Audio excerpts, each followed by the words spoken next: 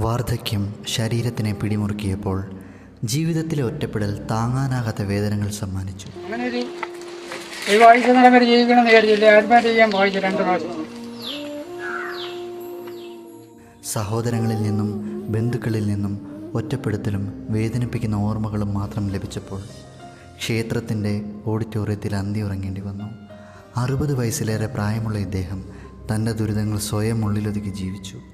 നല്ലവരായ നാട്ടുകാർ ഈ ദുരവസ്ഥ സഹിക്കാനാകാതെ ഇദ്ദേഹത്തെ അടൂർ മഹാത്മാ ജനസേവന കേന്ദ്രത്തിൻ്റെ സുരക്ഷിതമായ കരങ്ങളിൽ ഏൽപ്പിച്ചു.